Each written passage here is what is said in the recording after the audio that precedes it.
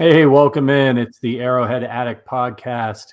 Patrick Allen, Matt Verderame back again to talk some Chiefs as the agonizingly slow offseason continues here. Verderame, how you doing today, man? It's a nice day here in Chicago. It is a nice day. I'm doing well, getting a lot of writing done before I go on vacation here in a couple of weeks. Just trying to get ahead. Enjoying a little date night with the wife after this. So good. No complaints. How are you? What's going on? Dinner and a movie? You guys going somewhere?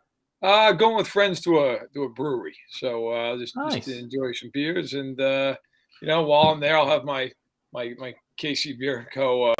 Polo shirt on. So, just a little bit of letting them know that it's not quite KC Beer Co. It's okay. We'll be okay. That's the way to go. Are you got someone watching the kids? Yeah, the in-laws coming over. Clutch move. In-laws, I hope you left a bottle of wine for them. About 8 of them. Yeah. Good luck. What's up, Mason? What's up, everybody in the chat? Appreciate you guys. This is the Arrowhead Addict podcast. I got to let you know that we're brought to you by our friends at the Kansas City Beer Company. KC Beer Co. is the largest locally owned brewery in Kansas City. You know them. You hear us talk about them. They brew their beer according to the German purity laws of 1516. The beer is fantastic. If you're in Kansas, Western Missouri, look for that red KC Beer Co. Carton when you're out there in the store. If you haven't tried it yet, I don't know what you're waiting for. It's absolutely fantastic. I've been drinking the Dunkel like crazy all summer long, and the Pils isn't too bad as well. So dare to beer different and support KC Beer Co. Shout them out on Twitter at KC Beer Co. All right, let's get into some Chiefs talk. A big one here I got to talk to you about. What's up, Gary in the chat? What's up, Jerome? What's up, Carol? Howdy, Carol. I want to talk to you about this. Speaking of beer, it's not KC Beer Co. It's not on the same level, but Coors Light, Patrick Mahomes, this hilarious commercial that Patrick Mahomes did for a Coors Light flashlight. It's a flashlight. Apparently, NFL players are not allowed to have beer sponsors, so Mahomes can't get in there at KC Beer. Tell us about this. Tell the audience if they didn't catch it about this craziness with Mahomes and Coors Light. Yeah, he put it out on Twitter on Wednesday. It was a long commercial where essentially he's clearly promoting Coors Light, but he's legally promoting a Coors Light flashlight. Which in a lot of ways, of course, is shaped like a beer can and looks like a beer can, but also functions as a flashlight, which is very funny. And also, it's pretty cool. It goes, all the proceeds go to Mahomes' foundation, which is 15 in the Mahomies. It's sold out in less than 10 minutes. So not only was the commercial funny, which you can see on his Twitter feed, and I'm sure you could find it anywhere on Google, it was also really effective. So good on him, good on Coors Light for being creative. And yes, the NFL, they have their own partnerships. They're exclusive, obviously. So, players can't be going out and pushing Corona. But, Mahomes found a fun way to get around it and did good with it, did good with the money. So good for him. Are you one of these weird fans that gets annoyed when athletes do too many endorsements? No, I think they should do everything. I want to let people know right now. I'm up for any endorsements you can find. Okay, same. Hey, kids. You like Marlboro? Smoke a pack. I don't care. I don't care. Beer. I'll sell. Hey, listen, cigarettes companies want me to advertise to the guy. Hey, listen, money's money. What would you be like the Camel guy? Camel. Yeah, there's Joe Camel, right? There's the Marlboro Man. Yeah. You could be like Angry Chiefs fan. Yeah, listen, let's bring back Lucky Strike. Hey, lung cancer? Get your Lucky Strikes today. I have no problem. I always laugh. There's an old clip of Joe Namath, who, obviously was a Jets quarterback for a decade or so. And he was basically advertising everything. And there's a clip of him talking on the old NFL Today pregame show. And I think he's talking to Phyllis George. And he's like, well, my time's pretty much mine, except that I'm advertising for. And then he reels off 25 companies. It's good for Joe. Hey, These guys, look at the NBA, shoe deals. These guys make as much money on shoe deals, if not more, than they do their contracts. So you're only a pro athlete for a small fraction of your life, right? Go for it. Yeah. Yeah, cash in. Nate S says Verderame's like Will Ferrell and Talladega Nights. If you don't chew Big Red, then fuck you. I love that. That movie is so hilarious. Are If you Big a Will Red Ferrell wants to fan? pay me to say that, I'll say that at people that walk by on the street. That would be perfect for you. Just, yell at people for not using. That's totally your vibe. Like Mahomes, Yeah. he's kind of a funny guy. He's a role model for kids. That's not you. You're not. We all know. No. Yeah. No. You're not a role model. You got 2 kids and you're doing the best you can not to screw them up. Right. I should go with the Charles Barkley. Hey, look, not a role model, kids. Which that's fine. And that worked, man. Made millions off that. He's still famous for it. So look at how it worked out for him, right? Honesty is truly the best policy, especially when it's making you a lot of money. Absolutely. All right, we're going to get to a lot of Chiefs topics here. We got to talk Mitchell Schwartz, who retired, and we're going to have some fun with some over-unders for the Chiefs season. We're going to go through like a million players and dive in on their stats. Before we get to Mitch, we got to touch on it. It's the only thing to talk about right now in the Chiefs Kingdom, and it's the whole Orlando Brown thing. I know you've been doing some Twitter Spaces on it, talking about it. The reports coming out are that the sides are really far apart, that Brown wants to be paid, like he wants to reset the market. That's his bargaining position. The Chiefs have the ability to franchise him for a couple years. He's already on the tag, but there's talk of a holdout into week 1. Can you just set the stage for everybody? The deadline's tomorrow, correct, for him to sign? Tomorrow, I believe, at 3 Central. So look, to sign the franchise tag. Correct. Well, no, not to sign the tag, to sign a long-term deal. That's right. He can sign the tag whenever. Anytime, right. If he doesn't sign a long-term deal by tomorrow at 3 p.m. Central, then he cannot sign a long-term deal, not only with the Chiefs, but anybody else, should they trade him by a weird thing. He'd have to wait till the following year. So I reported, I'm just trying to make sure I'm getting the days right here. I reported on Monday night, late Monday night, talking to sources around the situation, that my understanding is Orlando Brown is asking for north of $25 million per year. The current high water mark for either the left or the right side, although it is on the left side, is Trent Williams, who is probably going to walk into the Hall of Fame. And he is being paid $23 million a year. So Brown is trying to aggressively set the market. Now, what I say to that is, hey, more power to you. You can ask for whatever you want in life. Doesn't mean you're going to get it, but you can ask for it. Now, at what point do you decide, or more accurately, Michael Portner, his agent, do you decide to say, okay, look, we're not going to get that. We're not going to get that in Kansas City on the tag. We're probably not going to get that anywhere in free agency, even if it comes to it down the line. We probably should lower our number. But to my understanding, that's where the Brown camp is. He wants 25 plus a year. The Chiefs are, as Mike Garofalo said, and I can confirm, the Chiefs are at the top of the right tackle market, which is around $21 million a year. Okay.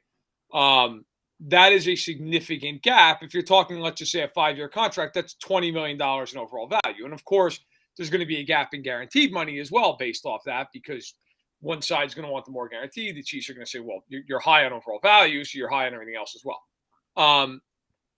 Could it be bridged by Friday? Anything's possible. It's unlikely. I don't expect it. But here's the rub with this. The Chiefs can tag him this year and next year for approximately, it's actually a tick under this, 2 years and $36 million. That's $18 million a year. Now, you have to eat 2 big cap hits to do that, but they're already eating 1 big cap hit this year, and they're fine. They have a ton of space even with that. So that's not a problem. Next year, because of the Tyreek Hill trade, they have a less than they would have. They can absolutely afford to tag Orlando Brown again. They understand this. Brown's camp, theoretically. So that's the only thing that would make you wonder, does Brown's camp at some point go, look, we're looking at barrel with 2 one-year contracts. We keep with this stance. The Chiefs are not motivated to go and meet him at 24 a year or 23 a year. I don't think that's going to happen. I think, look, if you listen to this podcast, if you follow me on Twitter, I've long said I think the range for Brown is about 5 years between 100 and 110 and about 55 to 60 million guaranteed. My understanding is, based off of what the Chiefs are looking at the right tackle market, top of the right tackle market, that's about where the Chiefs have him. I don't see any reason why the Chiefs would move off that. They have the leverage to just say, Orlando, you can play 2 years on the tag. We don't care. So that's where they sit. And I got to be honest. I think the Chiefs are benefited by signing him long term, but not at that price. There's no reason to go to that price. You're putting yourself over a barrel. And lastly, I'll say lastly real quick. This is not a thing where this is contentious. My understanding is there's a mutual respect. I can tell you for a fact the Chiefs were very happy with how he played last year. They loved the player. They loved the person. This negotiation has not changed that. So I wouldn't look into this as all of a sudden there's a bunch of ill will. That is not the indication I've been given. I think it's more about the fact that the Chiefs are in one place, Browns camp's in another. And right now, there's no reason for Kansas City to move. Yeah, the Chiefs have the leverage. That's what the franchise tag does, is it puts the leverage in the hands of the team. Really, the player at this point, all Brown has is his threatened to not sign, right? To not sign the franchise tag and to not play. Yeah. Right, which means he doesn't get paid. So at this point, the only leverage Brown has is to do that. So it wouldn't make sense for Brown to sign until the last possible second. Maybe try to get the Chiefs' last best offer with these reports about he's willing to sit out into training camp. Well, once tomorrow's deadline passes, all that would serve to do, because he has no other option at that point other than to sign the tag, would punish the Chiefs. That's all it would do. Would punish the Chiefs, punish the offense.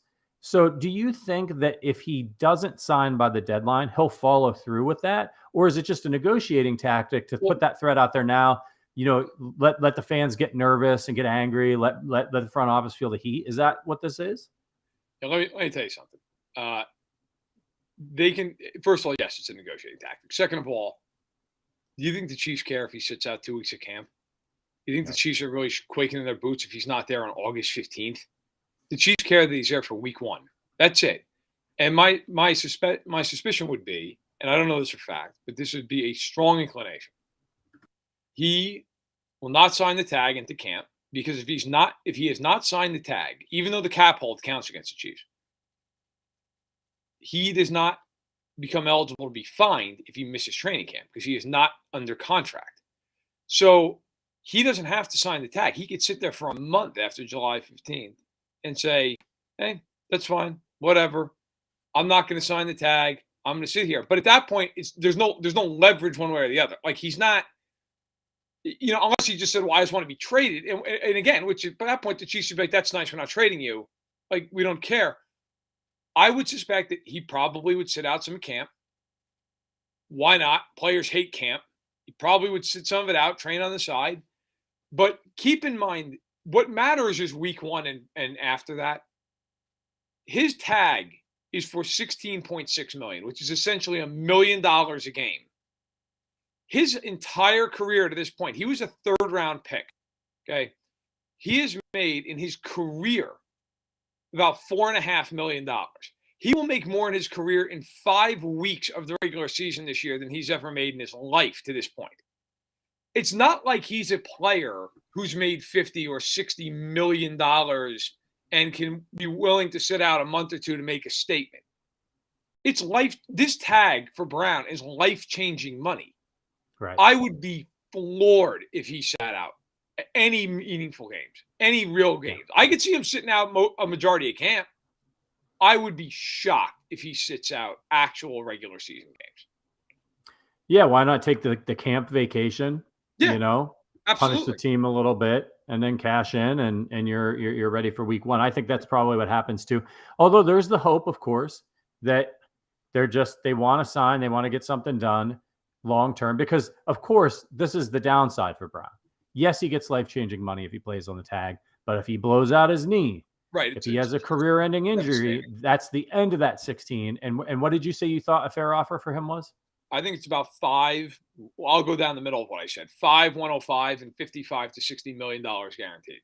So if you're Brown, do you want $16 million guaranteed for this year, or $55 or $60 million guaranteed for the rest of your career for the next? And here's one other thing to consider that I think does matter. Now, how much it matters, I don't know, but I think it does matter. Orlando Brown came from where? Baltimore. Ronnie Stanley was the left tackle in Baltimore.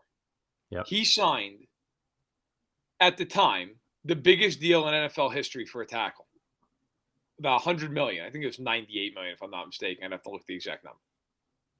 Days later, he suffered a devastating, career-threatening injury that he has not bounced back from a year and a half later.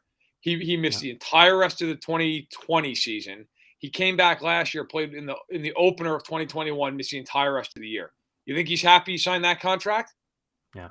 I mean, and God bless him. He deserves it. He's a great player. He got hurt on the field, and he's not been able to bounce back. Orlando Brown was on the field when that happened. Yep. I'm sure has some kind of relationship with Ronnie Stanley. I know if I'm Orlando Brown, I'm at least thinking about that.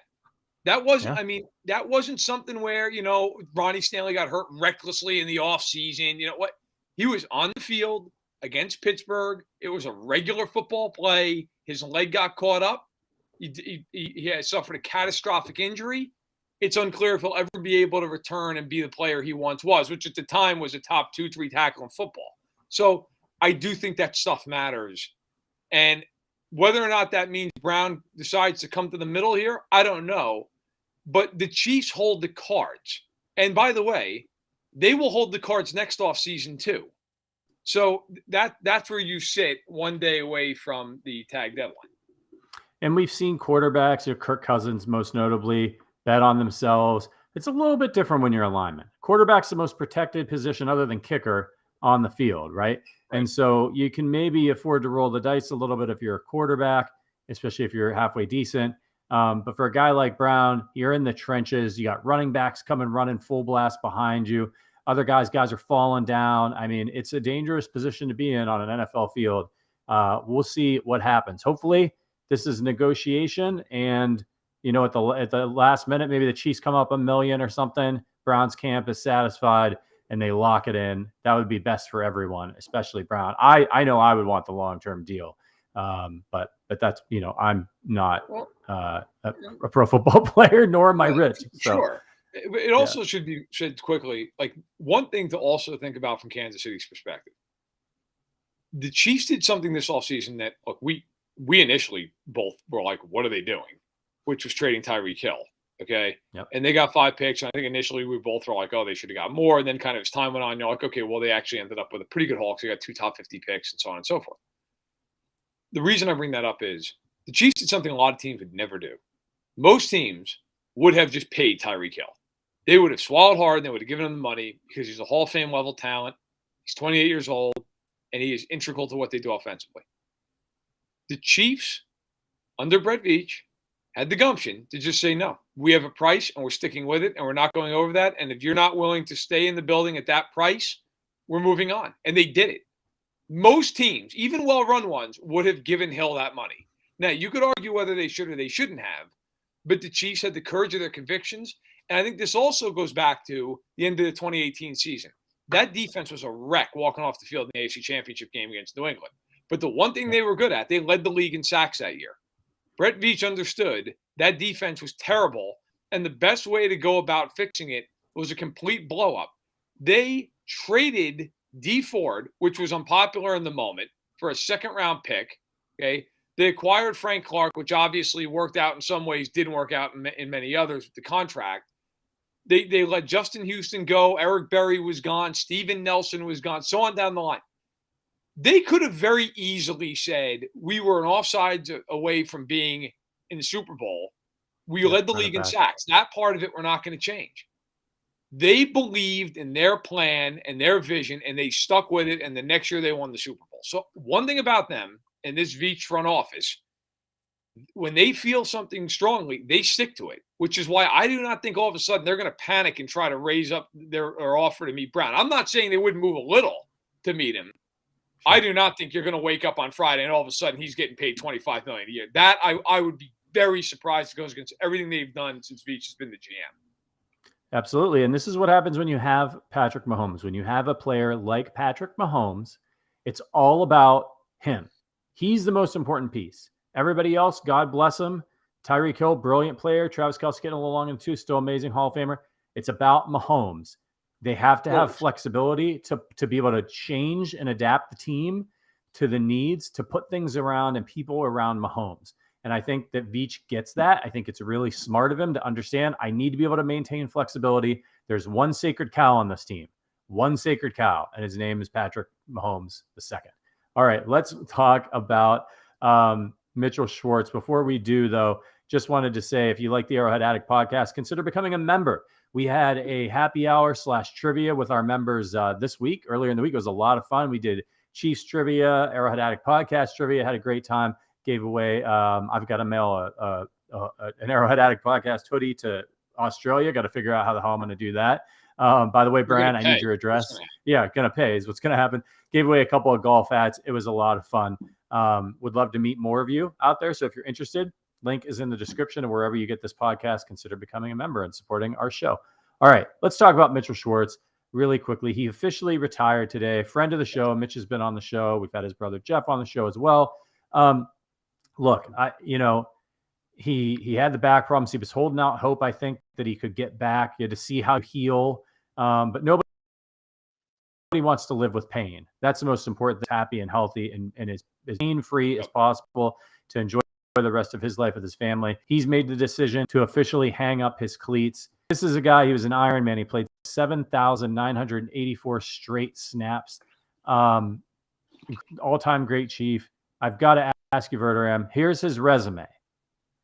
2019 Super Bowl champion, first team All-Pro 2018, three-time second team All-Pro in 2016, 2017, and 2019. The Ironman streak he had, and he was on the All-Rookie team by the Pro Football Writers in 2012. Is that enough to get Mitchell Schwartz into the Hall of Fame? No, but he was a great player, and I'll get into the Chiefs Hall of Fame. Yeah. I would put it this way with Schwartz. He was a Hall of Fame talent. He was at the peak of his career, he was the best right tackle in football. He was a great player. The problem is, bizarrely, four All Pros never made a Pro Bowl, which is insane, but somehow never made a Pro Bowl. He didn't play exceedingly long, although he did shoot up for 9 years, so it's not like he didn't play at all. But he only played 9 seasons. If you're asking me whether or not his talent was worthy of Canton, yes. But it's very hard to get in the Hall of Fame as a lineman. It's very hard. And part of that's because, unlike other positions, they don't have statistics. So you're reliant a lot on All-Pros and Pro Bowls and Super Bowls. Now, he does have a Super Bowl, and he was a huge part of that. He made it to 4 All-Pros. I wouldn't be surprised at some point if he's a semifinalist, if he's brought up in the conversation. I don't think he's going to get in. I think he will be in the Chiefs Ring of Honor. I think he will be in their Hall of Fame. But I do not think he will get in the Pro Football Hall of Fame. How much do you think he was hurt by playing in Cleveland? You know, those teams were terrible when he was in Cleveland. He didn't pick up a lot of name recognition there. And also, I can't remember if he overlapped with – did he overlap at all with Alex Mack and Joe Thomas? Yes. Yeah, they were all in the same line for years. Yeah. So that probably didn't do him any favors either, right? Like you got those guys. He didn't make any of the Pro Bowls, which we know is an indicator. It's hard to say. I mean, the Pro Bowl is weird. Like, Frank Clark's been a Pro Bowler every year he's been in Kansas City. Okay? Every year he's been in Kansas City, Frank Clark's been a Pro Bowler. Does anyone think Frank Clark's been a Pro Bowler each of the last 3 years? But yeah, it's been. I think, again, it's that group, the offensive line. It's hard because it is so objective. It's so subjective. You look at it and there's no stats. I mean, yes, there are certain, like, well, you know, he gave up 6 sacks or whatever, or he gave up 12 pressures, but it's easy. Like, you look at a receiver, how many catches did you have? How many yards do you have? How many touchdowns do you have? Stuff like that. It's different with linemen. A lot of it, too, is based on reputation. It's not a coincidence that those years you reeled off with All-Pro, he was in Kansas City for all of them. Yeah. They were a good team. Why do you think Creed Humphrey gets the recognition he gets? Because he's on the Chiefs. He's snapping the ball to Mahomes every week. And that doesn't mean he wouldn't have deserved it if he was in Houston. But do you think people would talk about Creed Humphrey the same way if he played for the Texans? No. They wouldn't, because no one's watching the Texans. Everyone's watching the Chiefs. They're in a million spots, either where they're in prime time or a late afternoon standalone window, which these days might as well be prime time. It's the way it works. It's not fair. It's maybe not right. It's no coincidence that Mitchell Schwartz was like this good player in Cleveland who nationally talked about. And then he went to Kansas City and they're in the playoffs. And all of a sudden he's protecting Mahomes. And now he's this name that everybody knows who he is. It's also the same thing, too, by the way. If you look at Eric Fisher, when did Eric Fisher start making Pro Bowls? When Patrick Mahomes showed up. Yeah. That's when. So, and by the way, I've seen people, to mention Fisher, talk about that they should go out and sign Eric Fisher because Orlando Brown might sit out. I would caution against that. I have a lot of respect for him. He struggled significantly in Indianapolis. He was not healthy off that Achilles. And I think it would be a nice story. I don't know if it would be a great ending. Would you take him for the veteran minimum for a backup right tackle? For the vet minimum, yeah, I'd kick tires on the vet minimum if he took that. Yeah. But I would not expect much. I got to tell you, if Brown actually sits out, which I do not think he's going to do for a real game, if he does, I think Tooney's kicking outside. Yeah. He proved he could do it in that game against Cincinnati. He was really good. He is of course, good. That opens up the question, and then who plays left guard and all the. But I mean, I think that's what they would do. But I don't think it's going to come to that, barring injury. Yeah, I agree. I think Brown will be there. All right, let's get to the over under stuff. Let's have a little fun. I got a ton of players on here. Wanted to get your opinion, Verderame, and we want to hear from you out in the YouTube chat. Those of you that are watching live, and we appreciate all your support. We're going to do some fun over unders. Let's start hitting some of these. All right, first, of course, we got to start with the king, Patrick Mahomes. I set these myself. I didn't use Vegas lines or anything like that. So passing yards, Verderame, for Patrick Mahomes, 4,700. You got the over, you got the under. Over. That's probably right what the line should be. So I tend to I tend to say I'd almost push it, but if I had to go one way, I would go over. I wish they were a little more balanced sometimes, but they're not going to be. They're going to throw the ball, and I still think with 17 games, 4,700 yards, that's less than 300 a game. Yeah, I think they're going to throw, and I think early in the year they're going to be throwing the ball a lot because I think the defense is going to be a little overwhelmed. So I'd go over. But I think the number's about right. I think he's going to be right in that 46 to 4,800 range. So I think your line is well put. All right. We got a few from the chat. John F. says under. Wink says over. Gary says under. Stacy, our guy, says under. He expects a wee bit more balance this year. Phantom says under. Lucas over. Keith under. All right, moving along. I got his touchdowns, Verderame. I got him set 35. What do you think? Just passing touchdowns? Passing touchdowns. Not including right. Okay.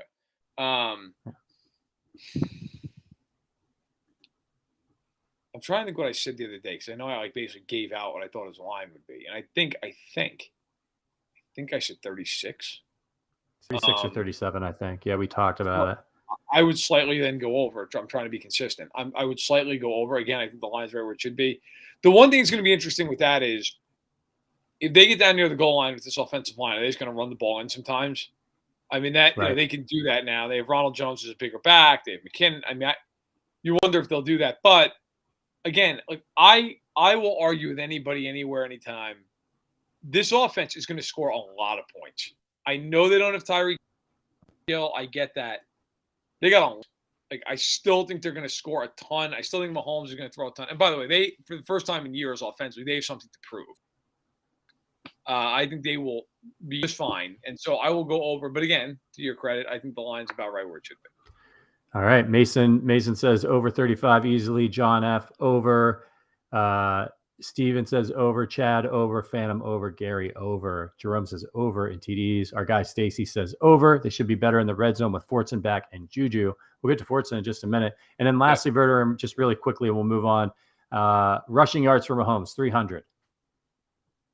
Over. I would take over on that. 400. Don't have the stats in front of me. So, but it was his best year rushing last year. It was, and I think last year. Try to pull it up real quick for the listeners. I think he was over that. But yeah, I like him as the over. Look, he's not a guy who scrambles a ton, but when he does, he can do it, and he can do it effectively.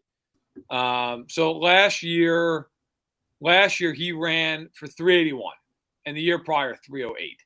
So I will take the over. I think he's right in that range again. 350, something like that. He's never going to be a Lamar Jackson, but is he going to run for 25 yards a game? Yeah, probably. Love it. Okay. All right. CEH rushing yards 800. Under for CEH. Wow. Okay.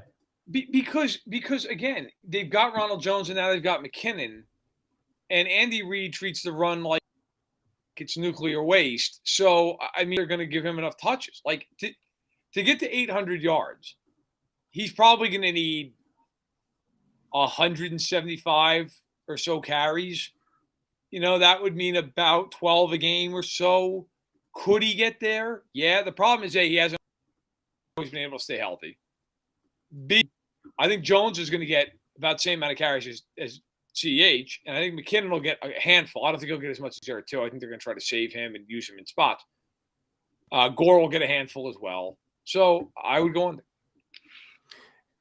Yeah, to your point, he averages for his career both seasons 4.4 yards a carry. If that holds, he'll need about 181 carries a time. What about rushing touch for him? I've got this set at 4.5. I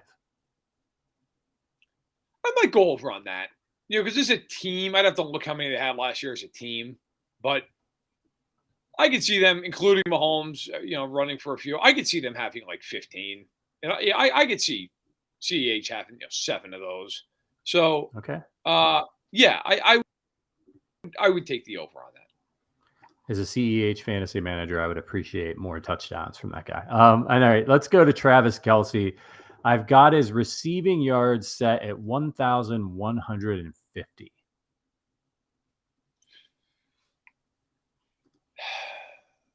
You know what? I'm going to go under for one reason. I still think he's the exact same player. And I think there will be times when they need him where he will go nuts. I think they're going to spread the ball around more. In the past year and a half, 2 years, it has always been ball's going to Kelsey and it's going to Hill. And every once in a while, you break glass in case of emergency, and you throw it to Robinson, you throw it to Hardman, you dump it off to a back. I think you're going to see, like in previous years, it's a lot of like 1,200 yards for Hill, 1,200 yards for Kelsey, and then it's, 550 for Hardman, and it's 300 for Robinson, and then, Watkins factors in somewhere in there, although, of course, last year wasn't there. I think this year it's going to be a lot more like Kelsey maybe goes for like 1,050 or 1,100. Save a little wear and tear on him, but then also it's going to be like Juju for 1,000 and MVS for 650 and Hardman for 700 and Sky Moore for 500. Like I think it will be more like that with this team than it will be two guys, and of course now in this case one guy's dominating with 1,400 yards and everybody else is 400. I think it'll be more spread around this season. Very interesting. I've got the over for that one myself. I think he's going to be relied on a lot more without Tyreek Hill. Stacy Smith agrees with me. John F. says the over on Kelsey. Phantom says over. Klitsch says over. Gary says under. Interesting. Okay. Let's do touchdowns for Big Kels. Receiving touchdowns. None of this handoff stuff. Receiving touchdowns. I set this one at 8.5. I feel like this I'd go over because he's great in the red zone. And it's such a chemistry with Mahomes. Like I think he's gonna be right at about 10. He's so hard to guard down there. He's big, he runs great routes, he's got incredible hands. I will say this. I think there's a chance it's under because unlike even with Hill last year, they had one red zone target, it was him.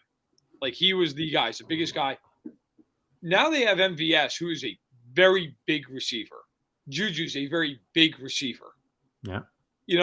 I think they'll run the ball down there a little bit more. So I do think there's an opportunity maybe for that number to go down, but I still Kelsey's just so good in that. Like, I think Kelsey's going to kill teams in like those like 15-yard touchdowns where there's just enough space where he can. I mean, remember a couple of years ago in the playoffs when they played Cleveland, and Denzel Ward is still trying to find where Kelsey went.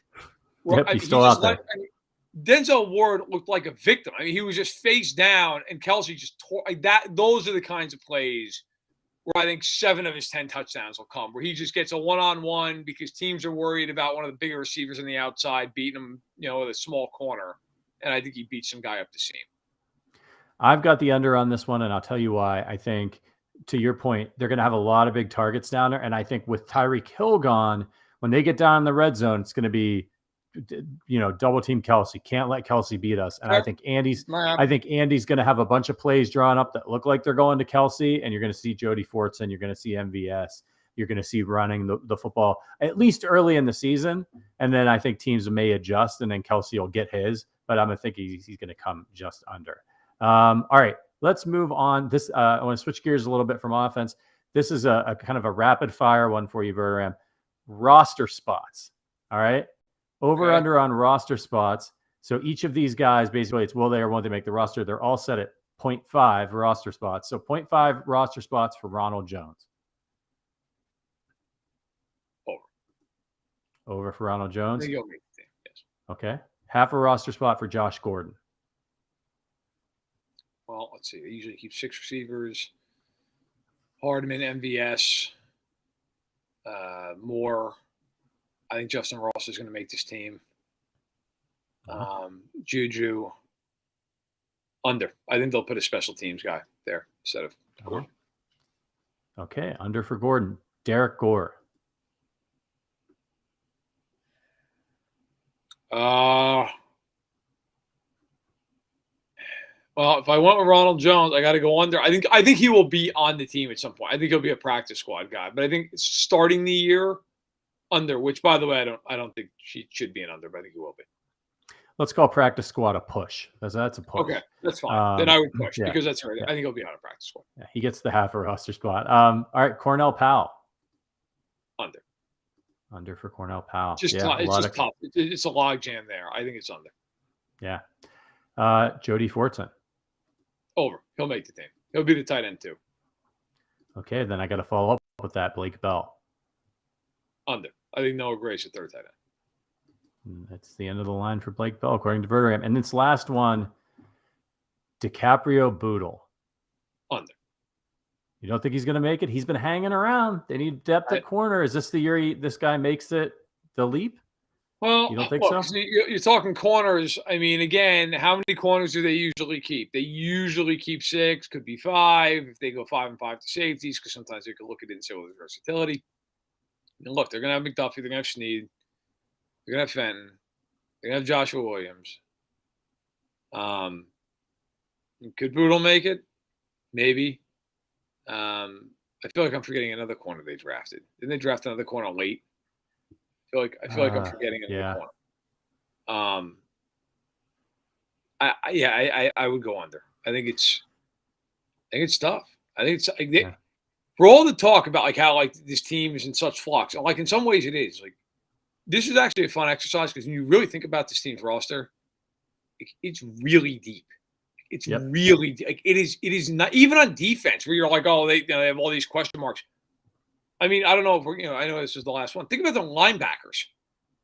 Yeah. Like think about all the guys that are gonna. It's gonna be hard. Like they signed Jermaine Carter away from Carolina. Jermaine Carter last year had like 90 tackles. I think he's gonna get on the field. So I mean, they have a lot of guys. They do. I think it's a roster crunch. Zach Best wants to know what we'll do without the Blake Bell option play. Drink less. Drink less, win more. Drink less, win more. That play, all the things that they've ever done with Andy Reid, that's the one that I can't take it. That is Zach knows how to trigger you. Oh God, that was so dumb. They're so lucky they won that game and that gets lost to time. That would be right up there with Lynn Elliott if they had lost that game. People would remember that play in that same vein. John F has Boodle as the under. Stacy, I think the under for Boodle. So some interesting ones there. All right, let's move on. Back to offense. One more receiver I wanted to get to. Sky Moore. receiving yards. I set this at 500 for the rookie. Under. It's very hard to be really productive. And he's a late second round pick, or mid second round pick. He was 50th, mid second round pick. Actually 54th when they traded back. Like, that's not a knock, by the way, on Sky Moore, but it's just hard. I mean, you got to think about, let's include Kelsey for the point of discussion here. Let's include him as a receiver. You have him, you have Juju, you have MVS, you have Hardman. I mean, Moore's going to be the fifth option on this team. I mean, I'll tell you, let me lay this out right now. If the fifth option on this team has over 500 receiving yards, they're winning the Super Bowl. I mean, that's impossible. Even in the years where they were setting records offensively with Mahomes, like which obviously we're not far removed from. They were never the fifth. That's like if DeMarcus Robinson was putting up like 500-600 yards a year, and even that he was never he was usually like the fourth option. Okay, I could see, and I said earlier, I could see more, maybe 400, something like that. But it's just, that's hard, man. If he goes out and does that, and he's up 506 touchdowns or something, I mean they're rolling in an epic fashion at that point.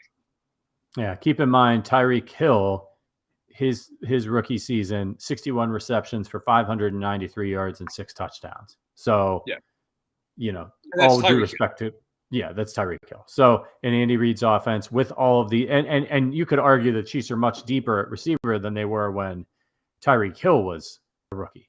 So who were the receivers after Kelsey on the team then? Jeremy Maclin. 2016. Jeremy Maclin. Maclin was the big receiver, but after that, my God, it was a crap fest. I mean, Chris Conley. Listen, I like Chris Conley, but like you're not like, oh my God, how are we going to get Albert Wilson? Right. The one thing to keep in mind with the Chiefs too. So they lost Robinson. I'm going to pull this up real quick because this is important. They lost Robinson to free agency. They lost Pringle to free agency, or I guess more accurately, maybe you could say they allowed them to leave in free agency. Obviously, they traded away Hill. So when you really break this down, like how many targets and how many – let's just even stop there. How many targets are available based off of the players of note who are no longer there? Well, if you base it off what we saw last year, okay, you're talking now – Hill, of course, is a huge name. Hill had 159 targets. Hill had 60. Robinson had 41. And it should be noted, Darrell Williams had 57. Okay. But I think some of those targets will be eaten up by Allaire and Jones and McKinnon. So I think that's fairly obvious. That we'll exclude him for a minute. So including Pringle and Robinson's 101 plus Hill's, it's 260 targets. That sounds like an unbelievable amount. Where are they going to go? Well, I mean, I would surmise Juju's probably looking at 100 targets if he's healthy. I would say that MVS is probably looking at 60, 70 targets if he's healthy. Hardman had 83 targets last year. I could see him getting a bump of maybe 20 more targets, 25 more targets. And then you go past that. I mean, if Sky Moore gets 60 targets, Kelsey gets a few more because Hill's like, there's your targets. Fortune, maybe he gets a few more. Now, keep in mind, it should be mentioned, Fortune, he played in 6 games last year. He had 5 targets. Caught them all, had 2 touchdowns. He had 5 targets in 6 games. Noah Gray had 10 targets the entire season. It'll be very interesting to see how this all shakes. But I think, look, you know what? They have these targets in a lot of cases accounted for. They really, at least I think they do. I guess the one caveat is that first season for Tyreek Hill, Alex Smith was the quarterback. All due respect to Alex, the offense was structured a little bit differently, and then they figured out what they had in Hill, and they figured out, hey, Alex can get this guy the ball, and then you saw what happened the following season. So, DK Metcalf, his rookie season, he had 58 receptions on 100 targets for 900 yards. So it's gonna be hard for Sky Moore to get that many targets. We'll see. Injuries happen. You never know. Maybe he starts doing really well, and it's a momentum thing from there. We'll find out. But the good news is the Chiefs have lots of options. All right, let's turn our attention to the defense. a little bit. We can't leave those guys out. Nick, actually, let's start with Willy Gay. So I got Willy Gay up here. I got him set at 60 tackles. What do you think? How many tackles you have last year, you know? It was under 60. Okay. Well, It was under 60. It was maybe like 48 or something around there. Not a ton. He didn't see the field as much. He's going to play a lot more this year. Obviously, Hitchens is gone. Neiman is gone. Last year, for those inquiring minds out there, he had 48 tackles. Okay. Oh, that was right. Okay. I would go well over that number. Well over. He is, first of all, he only played 12 games last season. Okay. He missed the beginning of the year with a toe injury. Second of all, this is a guy who, when he was on the field, was a machine. I think he will go over. I'm not saying I think he's going to have 100 tackles, but could I see 80 to 90? Yeah, I could. I mean, I think, well, as long as he's healthy, I think he clears that bar with ease. I hope so. All right, then let's go. How many interceptions does he get? Now, I've gone on the record as saying I think he's going to break out and have 4 picks. So I'm taking the over here. I'm setting it, though, at a reasonable 2.5 for Willy Gay. Over, under. He's a linebacker. I'll say under. I mean, that's he had 2 last year. So it's a reasonable number. He could get to 3 or 4, but I will say under. I think that's part. I also think part of the reason is I don't think he's going to be giving many guys a lot of space to get open. He reminds me. I don't want to go that far. He's very fast. He is exceedingly athletic for a linebacker. So, I think he's going to be great in coverage. They will be fun to watch at that level. With him and Bolton and Chanel, that group is going to be a very fun watch between the 3 of them. Yeah, absolutely. And we got Stacy says over. He could see 3. John F says Willy Gay gets 1 to 2 picks max. Nate says over. He dropped 2 or 3 last year, says Nate S. Good point. That's why I'm so confident in the 4. I'm going to be banging that drum all season long. All right, let's move on to our guy Nick Bolton, who I gotta say, as Zach Best, Arrowhead Addict founder, co-founder, his father, the old chief, used to write on the site. Even predates me. I edited one article from the old he wrote under the old chief, my first week at Arrowhead Addict. He loves Nick Bolton. Absolutely loves him. Fatal Attraction style love. I just had to do a shout out to the old chief. I don't know if he listens to the podcast. 112 tackles, over, under.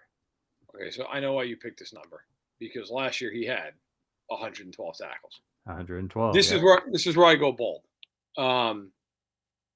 I think he will have 150 tackles this year. Wow. Yeah. Let's do it. Let's go. I think he will be fighting for the league in tackles. That guy, by the end of the year last season, was an abject machine in a way that I did not anticipate him being. Like, I'll be the first to come out and say, look, when they drafted him, I remember watching tape and being like, God, this guy can't run. He is not fast. He is not Willy Gay in terms of speed. But my God, is that kid instinctual, and can he get to the football? Like, you go and look at him last year. I mean, his snap count for a lot of the year was not even that high. Like, there were games where he, first of all, he missed 1 game with COVID. Okay. Then he was at 39%, 44, 29, 28, 35, 43. I mean, there were times with him where when he was on the field a lot, like 99% against the Chargers in that Thursday night game they won, he had 14 tackles. Okay. Against the Giants, he played 72% of the snaps and 11 tackles. 84% of the snaps against Tennessee, where I think he kind of broke out. He had 15 tackles. Against the Baltimore Ravens, 83% of the snaps, he had 9 tackles. Like, when he played a lot of snaps, he was all over the field. He had a lot. He's going to play a ton of the season. He's going to replace Anthony Hitchens. He's going to be on the field most snaps. Over, like, well over. I think he could be a Pro Bowler, and I think you will have some people being like, "Is he an All-Pro? Is he good enough to be that?" Like, I think he's that good of a player. I think you're right. Remember, no Hitch, no Ben Neiman, eating up snaps. This guy is it. I'm with you on the over. I've got him at 2.5 forced fumbles. That's an interesting one. So last year he forced 0. He recovered 1. He forced 0, and he ran it back for a touchdown. If you remember against Denver, which was hilarious. I'll go under on that. I mean, that's I could see him forcing a couple, and he could force more, but I'll say under there. I'm interested with him. Look, I don't think he's ever going to be a sack guy. He didn't have any sacks last year. I don't think that's what he is. He with his instincts, and only in this regard, because Derek Johnson was a different player. He reminds me of Derek Johnson in that regard, where there would be times with DJ where it'd be like a 3rd and 2, and they'd try to run like some like trap off the side, and Derek Johnson would basically meet the guy at the handoff point, and it was like, oh my God, like how, like he almost took the ball out of the quarterback's hand. Like Bolton, there were times last season when he would do that, where he would just shoot it. I remember, in fact, 2 plays specifically against Buffalo in the playoffs, where he just blew up plays on 3rd down, like 4 yards behind the line of scrimmage. So I'll go under on that, but I really do. And by the way, Bolton, for the record, ESPN's been doing these things like the top 10 players at each position. They've been polling 50 executives for it. Bolton was named as an honorable mention as a top 10 linebacker in football as a rookie. So he's being noticed. Yeah, I'm with you. He's getting the green dot. He's got great instincts. He's got it going on upstairs. I think if he causes a lot of fumbles, it's going to be getting to the ball at the handoff point. All right, let's go on to Sack City here. Let's talk about Frank Clark. I set his sacks at 4.5. Over. I think I'll get over for Frank. Listen, I criticize Frank Clark a lot. A lot of people around the Chiefs do, not like with the Chiefs, but like people that cover the Chiefs, watch the Chiefs do. Sure. However, though, you've got to be careful of going like too overboard with that, and then just like almost being spiteful. He's going to have more than 4.5 sacks. I'd put it at like 7. I don't think he's going to be unbelievable. I don't think he's going to have 12, but I think he's going to have 7, 8 sacks. So I would go over 4.5. Okay, John F. says Frank Clark over, but not by much. Angry Drunken German says Clark's back is a problem. We'll find out. But look, the Chiefs have another guy who likes to get some sack lunch, and that's Chris Jones. This was a tough one to set, but I went ahead and put it at 9.5 for Jones. I'm going to go just over. I was literally, when you were saying it, I was thinking 10. So I'll take the over. He, I feel like, of any player on the Chiefs gets more undue crap from fans than anybody. Like, the guy's double teamed every play. He's never had interior rusher we're talking about next to him. He's had some players who are good. Like, Nadi's a good player, but he's a run stuffer. They brought in Jerron Reed last year. He was a huge disappointment. Jones has never, ever paired with an interior rusher who's worth his salt. And I think despite all that, how good he's been, I know that people say, well, there are times he shows up in the box score and then he doesn't. Look, Chris Jones, if you watch just a film of that guy game in and game out, sure, he's human. He has a bad game here. That guy is a force over and over. And I get it. Like, I remember when they lost the AFC title game, there was all that criticism, like he couldn't bring down Burrow. And I get that, and I hear that. It's fine. That's legitimate. How many other guys were even getting near Joe Burrow in that game? I mean, he was the only one. They couldn't even touch him. How many times? I mean, and this wasn't a good line. This is part of the problem, right? How many times? The rest of the line. How many times did Frank Clark almost sack Joe Burrow in that game? Right? I mean, how many times? Where was Alex Okafor? Only one giving any pressure in that game. So I hear that, but I think Jones is criminal. These people who are like, they should trade him, they should move on. If they moved on from Chris Jones, quarterbacks, the Chiefs should just give opposing quarterbacks a lawn chair. Okay? Because that's what they'd be able to use while they sat there for 12 seconds making a decision where to go with the football. I'm over on this. I think he gets 10, 11 sacks, something like that.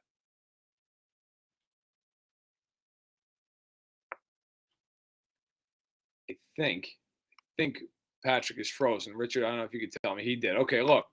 While we're waiting for Patrick to unfreeze, I won't do any more of the over-under. I'm sure I'll be back in a minute. But it is worth talking about with their defense.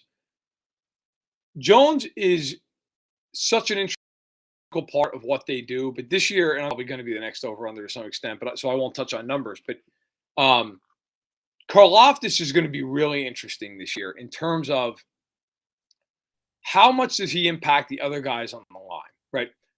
I just talked about Jones gets doubled all the time. That's what happens when you are by far the best player up front. Everybody here knows that. Karlaftis, to start, is going to get singled up constantly. If we welcome back Patrick, who apparently is going by Richard. We understand that you froze. I was talking about Karlaftis. I'll finish my point real quick. I'm sure that's probably where we're going next year with the over-unders. He's going to get singled constantly to start the season because teams are going to say, look, we're going to double Jones. Rookie's got to prove he can beat us. If Karlaftis can start doing that consistently, and I will tell you this, internally they are in love with George Karlaftis based off of early returns. If Karlaftis can do that consistently, that changes everything in a lot of ways for Jones. Well, all of a sudden, he's not just going to get doubled every play. Sometimes they're going to go, man, you know what, geez, Karlaftis is killing our left tackle. We got to slide over that way. And then if you're Spagnuolo, you can dial up certain looks where it basically forces them to declare and block Jones one-on-one with a guard or a center. And that's going to end with him killing a quarterback. 9 times out of 10, he is torching whoever's in front of him one-on-one. So I think Karlaftis is a big part of Jones's season this year. That's exactly what I was going to say before I dropped my internet. So I set the over-under for Karlaftis at 5 sacks. What do you think, Verderame? I think that's about right. I'll say he gets just over. I think 5's right. I could almost go push. But if you look at the history of first-round edge rushers who aren't like top 5 picks, that's about usually where they're at, about 5, something like that. I'll go a little over just because I think teams will have to throw the ball a lot against Kansas City. So he'll have a lot of opportunity. And I also think he's not like a lot of guys in their rotational. I don't think he's going to be very rotational.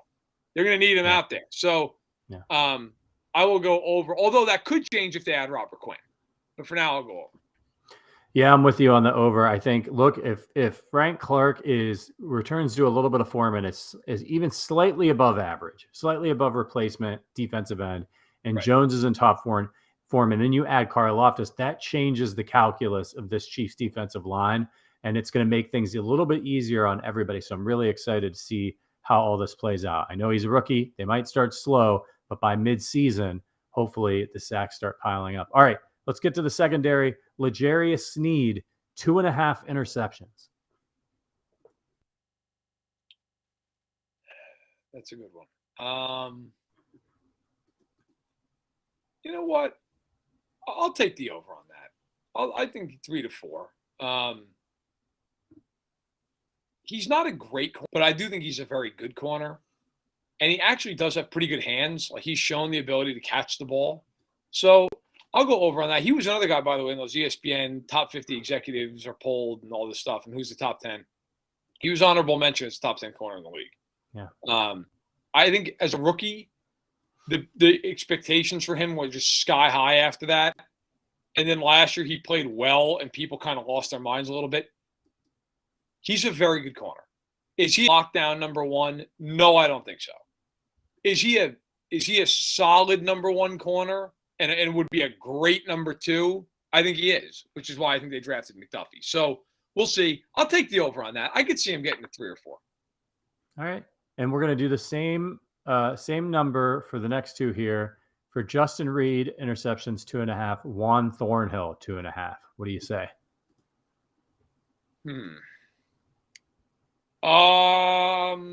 Thornhill under. He's never been a huge picks guy. But I think he'll have a good year. I'll take the over on Justin Reed. Justin Reed, I'll take the over on. And it's hard, it's not like most interceptions in a season. The most guys are on Marcus Peters, but I could see Reed having 4 or so. And he's so versatile. They'll put him all over the field, and sometimes you can confuse a quarterback with that and get him to throw one right at you. So I'll take over on him. I'll take under on Thornhill, but I love his potential this year. He's got to realize it, though. Yeah, want to see Juan Thornhill make the jump.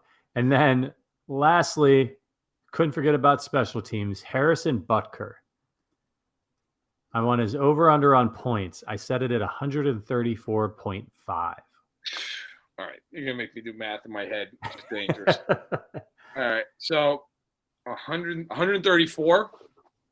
Yeah, that's basically his average over the last 5 seasons. Well, if he hits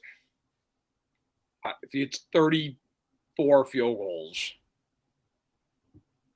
that puts him at what? That puts him at like just over 100, 102. I'll say over. I think they're going to score a lot of points.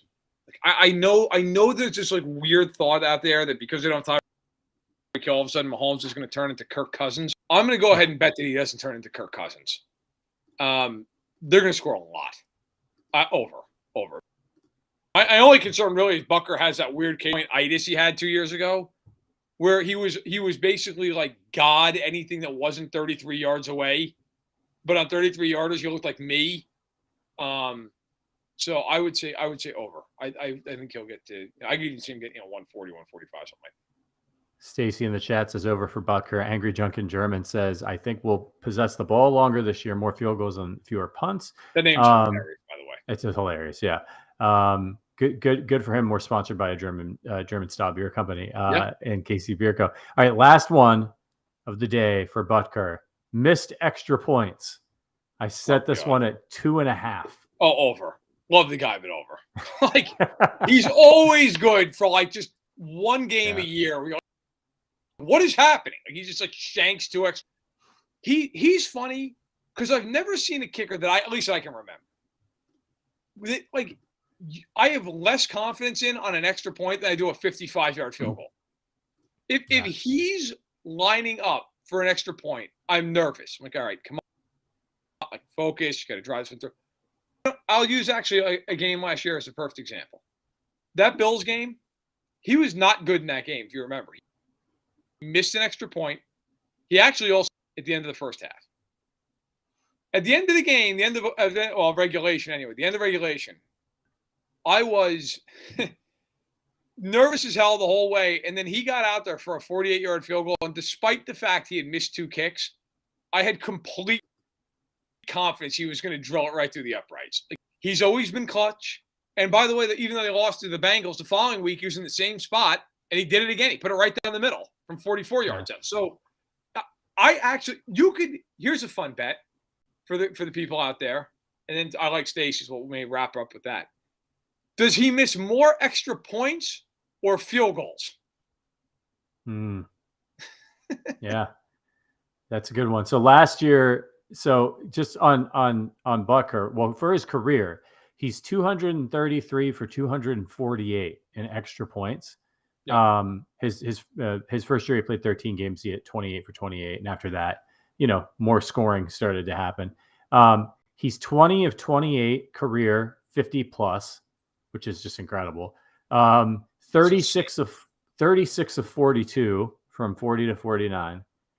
Listen to this one. From 30 yards to 39 yards, 52 of 54. So pretty much automatic from that range. He's perfect from 20 yards to 29 yards, 36 for 36. And in his entire career, this is an interesting one. He's only attempted 2 field goals from the 1-yard line to the 19. And he's 2 for 2. That's funny. One of those games I remember was Tampa. Did against Tampa in the regular season. But he does it. He cracks me up though, because there are times like I'll watch and like they'll have some extra point and I'm like, oh God, like is he going to hit it? But then they'll line up like that Chargers game, like a couple of years ago, the first game Herbert ever played, and he had to kick that 58-yarder like 3 times because it kept like timeouts. Nailed all of them. Just kept hitting them like with like plenty to spare too. Like would have hit them from like 65 yards. And just did it like it was just over and over. And he's for his faults sometimes at extra points. I think the only kicker in the league I take over him is Tucker, because he's got a ridiculous leg, and every time the guy lines up for an important kick, he drills it every time. So it signed me up. But real quick, Stacy, our guy, says Chiefs wins 11. Which by the way, the Vegas line is dropped. It's 10.5 now. But wow. The line went from I think it opened at 11.5. Now it's 10.5. People are betting the under. Over for Stacy's line, 11. Would you take the over, the under, or would you push it? I'm going to push it. They got a tough schedule this Gut year, was but cloud. I'm not taking the under. The Chiefs are incredible under Andy Reid with Patrick Mahomes, but I'll push. I think 11 sounds about right. I'm over. Give me 12. You You know why? 12? Andy Reid's been the head coach of this team for 9 seasons. A lot of those years, they only had 16 games in the schedule. They've won less than 11 once. And Mahomes has never won fewer than 12 games, ever. So he won his when I say his rookie year, his first year starting. They went 13-3. Then they went the year they won the Super Bowl. They were 12-4 that year. And then they went 14-2 and 14-1 before they rested their starters. And then last year were a tire fire for half the season and went 12-5. Okay. I am not betting against this team to win 12 plus games. I have seen so many people nationally say, well, look at the division and look at, okay, I get it. The Raiders basically have me as a number one corner. They are going to have to score 50 points to beat Kansas City in a game. I don't know what Denver is, to be fair. They're the team, for me, it's the hardest to figure out what they are. But the Chiefs won't see them until like December, when the defense should be playing much better. And I think they'll split with the Chargers. I don't think the rest of their schedule is that crazy. Like, people talk about it like it's this brutal schedule. The Rams are obviously very good, but they get them at home. The Niners, I have no idea what the Niners are going to be. Is Trey Lance great? Is he terrible? No idea. If he's not good, they should win that game. They're going to kill Seattle. They should beat Arizona. Tampa. Then they get the AFC South. They should win every game in the AFC South.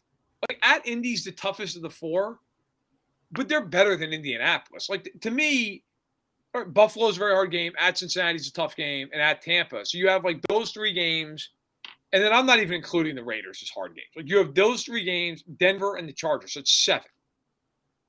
I mean, hell, if they split those games, even if they went 3-4 in those games, which I think they'll do better than. But even if they did that, and then I give them a loss to like Indy or the Niners or something, like, or even the Rams. I think they'll get to 12. I do. And by the way, until somebody ever beats them in the division in any game that matters, I'm picking them. That's all they do is beat the hell out of those teams in every game that means anything.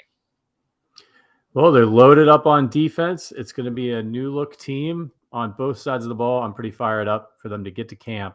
I'm starting to light my injury candles right now, and make sure that get the prayer circle going. All right, everybody, this has been a lot of fun. We've gone long, but the audience is as high as it is right now as it has been all show. So that means that you guys are the shit. You're hanging with us. You're watching. I hope you had fun. We tried to get you guys involved as much as we can. We'll be back next week. Verderame. I don't know what the hell he said because he froze again.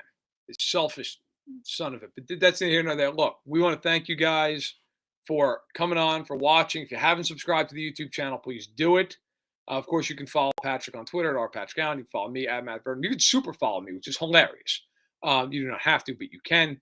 And we have one more show to do, at least Patrick and I do. We have one more show. And then the following show, training camp.